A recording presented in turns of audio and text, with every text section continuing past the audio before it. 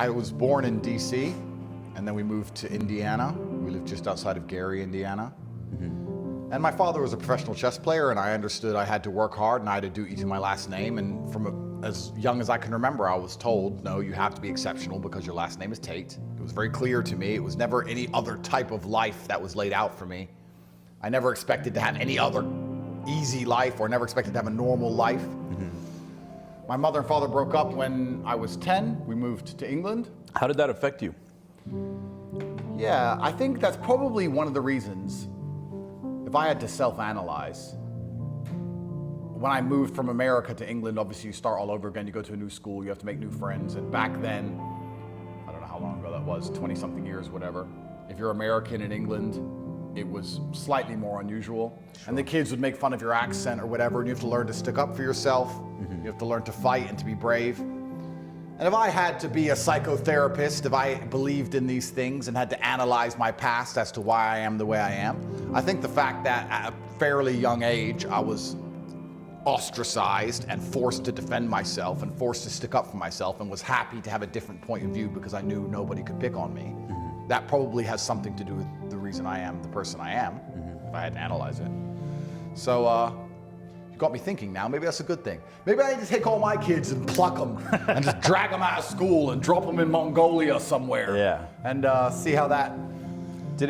Was it something like a series of events? Because I can relate to that, where you feel like an outcast, you don't quite feel at home here, you don't quite feel at home with this group, so it teaches you to kind of stick up for yourself and fight for yourself. I think it was just my brother and I. We turned up, everyone said, haha, you're weird American kids. We said, yeah, we are, say something to our face, and they wouldn't. And that was it, and it just became us two. Against the world. Against the world. And nothing's changed. Not much has changed. Yeah. And I think that's the way it's supposed to be.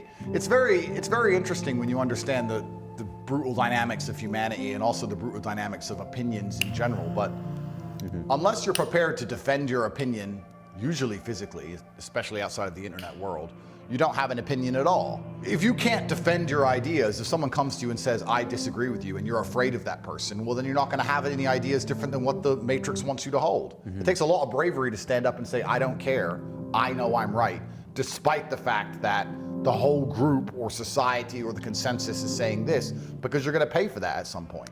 I know we live in a world now where physical confrontation and physical violence alone is not enough, but I still think it's intrinsic inside of the human condition. When you know that you are capable in that realm, you're more likely to stand up against the system. But you can't have an opinion if you don't defend it. If you can't defend it, if a guy comes up to you and says 2 + 2 is 5, and he can beat the shit out of you, I mean, maybe you'll end up a bloody pulp, or maybe you'll give up sooner, but sooner or later, 2 + 2 is going to equal 5. That's the reality of the world. So, if you don't stand for something, you'll fall for anything. Yeah, absolutely. Absolutely, yeah. So I think, just to talk about the childhood thing, I understood from a young age I had to stick up for myself and defend my ideas, and my ideas were always different, and I was always an outcast, I guess, to a degree, and that certainly played a part later on in my life, because it's been very easy for me to look at the programming the Matrix is trying to push down my throat and just say no. Did you discuss a lot of philosophy with your dad growing up? Was he a confidant in that way? I know he's a chess master, but was he somebody you pitch and catch with, or was it mostly you and your brother that kind of pitch and catched a lot of these things early on? My dad had his own philosophies. I don't think, we definitely never read any philosophical books. We didn't study any old philosophers, but he'd say things now, which you can even still see his Twitter. If you want to see a philosopher, you can go through his Twitter now and see all of the things he was saying when he was still alive. Yeah. But I think life is actually pretty simple. There's action and reaction, there's cause and effect. There's brave people and there's cowards. A lot of people are self-interested. And if you understand the basis of these motivations, it's not difficult to work out why the world functions the way it does. And cause and effect and action and reaction are very real. And I think one of the largest plagues we have in the world today is a lack of action amongst people. And deciding not to act is an action in and of itself, right? And that's the only philosophy you need for life. If you want something to move, you have to move it. If you sit and wait for somebody else to move it, you're a coward. And you're just hoping it's going to happen.